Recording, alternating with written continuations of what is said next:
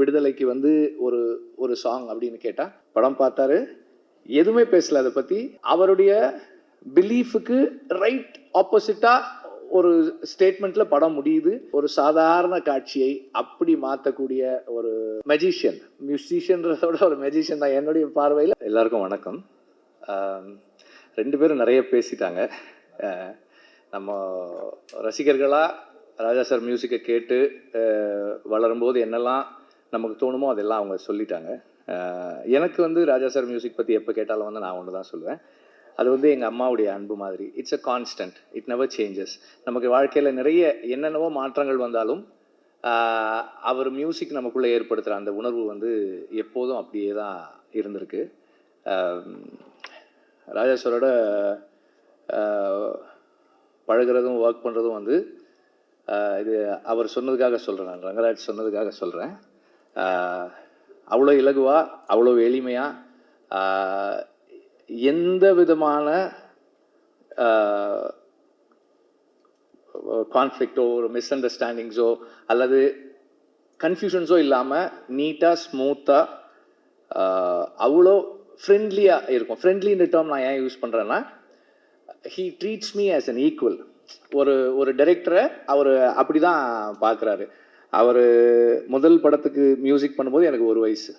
So ஆனால் என்னோட அவர் பேசும்போது படம் பார்த்துட்டு என்கிட்ட சொன்னார், நான் சஜஷன்ஸ் சொல்லலாமா அப்படின்னு கேட்டார். அவர் அது என்கிட்ட அப்படி கேட்க வேண்டிய அவசியமே கிடையாது. சார் சொல்லலாம் சார் அப்படின்னு கொஞ்ச நேரம் ஒரு 2-3 லைன்ஸ் பேசினார். பேசிட்டு நான் கரெக்டாக சொல்கிறேன்னா am I in the right track அப்படின்னு கேட்டார். எஸ் சார் கரெக்டாக இருக்குது சார், கண்டினியூ பண்ணட்டுமா அப்படின்னாரு. எஸ் சார் அப்படின்னு அதுக்கப்புறம் தான் சொன்னார். சொல்லிட்டு ஆஸ் அ மியூசிக் டைரக்டர் இது எனக்கு தோணுது, உனக்கு என்ன ஃபீல் பண்ணுறியோ நீ அதை பண்ணு அப்படின்னு சொன்னார். ஸோ அந்த அளவுக்கு என்னை வந்து ஒரு அந்த ஸ்பேஸில் வச்சு தான் வந்து அவர் ஒர்க் பண்ணுவார். இப்போ நான் வந்து மனுஷின்னு ஒரு படம் ப்ரொடியூஸ் பண்ணுறேன், கோபி நயனாருடைய செகண்ட் ஃபில்ம். அந்த படம் வந்து ராஜா சார், கோபி ரொம்ப ஃபீல் பண்ணார். ராஜா சாரோட மியூசிக் ஒரு போஸ்டரில் அவரோட பேர் கூட என் பேரும் இருக்கிறது வந்து எனக்கு அவ்வளோ பெரிய பெருமையாக இருக்கும் அப்படின்னாரு. அதுக்கப்புறம் நான் சாரை கேட்டேன், சார் இப்படி ஒரு படம் பண்ணுறேன் சார், பண்ணுறீங்களா அப்படின்னு. பண்ணலாம், டைரக்டர் வர சொல்லுங்கன்னாரு. வந்து அப்புறம் பேசினாங்க. அதில் 2-3 இன்ஸ்டன்சஸ் இருந்தது எனக்கு.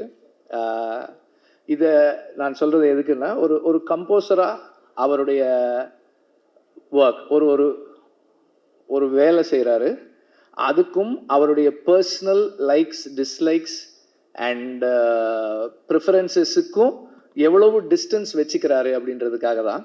அதில் அதோட எண்டில் ஒரு வசனம் வரும். எனக்கு அது சார் அந்த எண்டில் ஒன்று இருக்குது சார், நீங்கள் பாருங்கள், பார்த்துட்டு சொல்லுங்கன்னு. படம் பார்த்தாரு, எதுவுமே பேசல அதை பற்றி. பிகாஸ் அவருடைய பிலீஃபுக்கு ரைட் ஆப்போசிட்டாக ஒரு ஸ்டேட்மெண்ட்டில் படம் முடியுது. இப்போது ராஜா சார் மியூசிக் பண்ண எனக்கு என்ன இருக்குன்னா, ஐயோ இது எப்படி சார். அப்புறம் கேட்டேன், சார் இது உங்களுக்கு இது அந்த கடைசியில் வர்றதா அப்படின்னாரு. ஆமாம் சார், அந்த அந்த அந்த ஒரு லைன் அப்படின்னா அது பண்ணிடலாம் அப்படின்னாரு.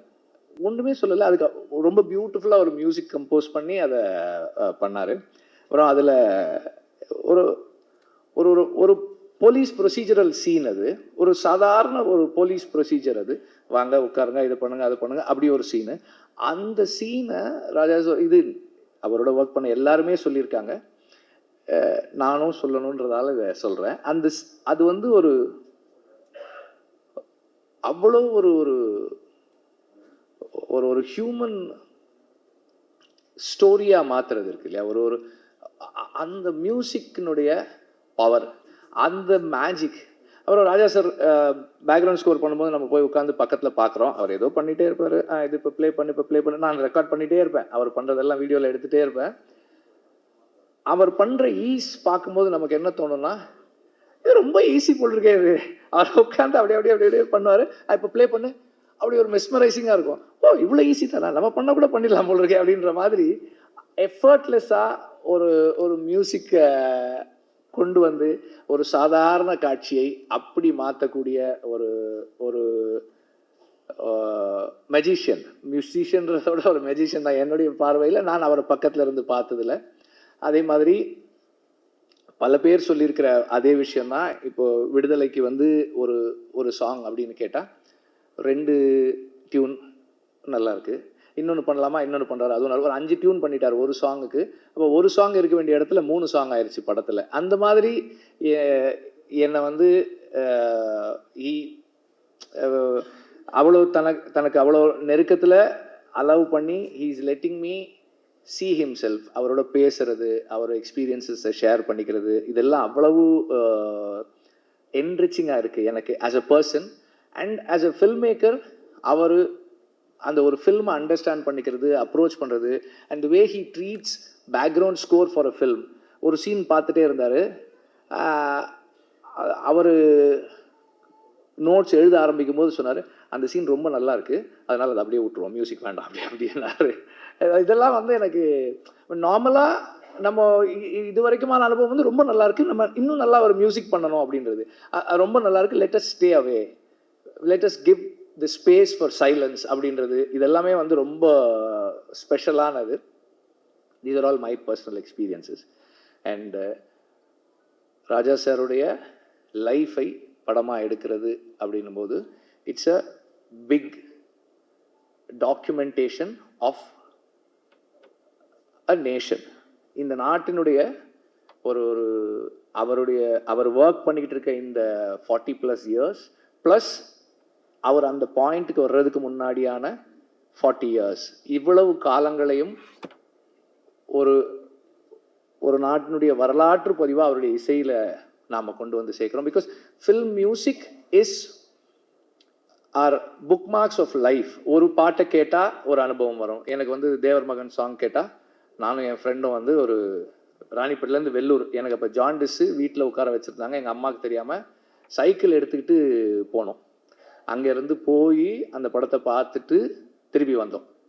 எனக்கு அது ஞாபகம் வரும், தேவர் மகன் சாங். ஸோ என்னோடய லைஃப்பில் முக்கியமான events, I mean not my own life but everybody's life, நமக்கு ஃபில்ம் மியூசிக் வந்து லைஃப்பை, ஈவெண்ட்ஸை, பர்சனல் ஹிஸ்ட்ரியை மார்க் பண்ணுற புக் மார்க்ஸாக இருக்கிறது வந்து ஃபில்ம் மியூசிக் நமக்கு. அப்போ அந்த மாதிரி இன்னைக்கு இருக்கிற இங்கே இருக்கிற எல்லாருடைய வாழ்க்கையிலும் ஏதோ ஒரு விதத்தில் அவங்களோட பர்சனல் ஹிஸ்ட்ரியில் ராஜா சாரோட மியூசிக் இருக்குது. அவரோட லைஃப் ஒரு ஃபில்மாக ஆகுது அப்படின்னும் போது it is our own films also being mat. இப்போ நான் ரொம்ப விரும்பி கேட்ட ஒரு பாடல், என் வாழ்க்கையில் ரொம்ப முக்கியமான பாடல், அது உருவானதை அந்த படத்தில் நான் பார்க்கும்போது என் வரலாறும் அந்த பாடல் இருக்குது. அதனால் வந்து இது Tamil music, Tamil film music கேட்டு வளர்ந்த அத்தனை பேருடைய படமாகவும் இது இருக்கும். அண்ட் இந்த படத்தில் ஏதாவது ஒன்று நானும் இதில் ஏதாவது ஒரு விதத்தில் கான்ட்ரிபியூட் பண்ணுறதுல வந்து ரொம்ப பேஷனட்டாக இருக்கேன். ஏதாவது ஒரு விதத்தில் பண்ணணும் அப்படின்றத ரொம்ப விருப்பமாக இருக்கேன். And Arun, it's a big gift that is been given to you. I wish you all the very best. And it is going to be yet another challenge for Dhanush. Of course, எந்த challenge கொடுத்தாலும் அவர் அதை வந்து ரொம்ப சக்ஸஸ்ஃபுல்லாக தாண்டி வருவார். To be Raja sir, to be in that space and to be the person, it's going to be a big challenge and a treat for all of us. And இந்த படத்தில் ராஜா சாருடைய மியூசிக்கை கேட்குறதுக்கு நான் ரொம்ப ரொம்ப ஆர்வமாக இருக்கேன். Thank you very much.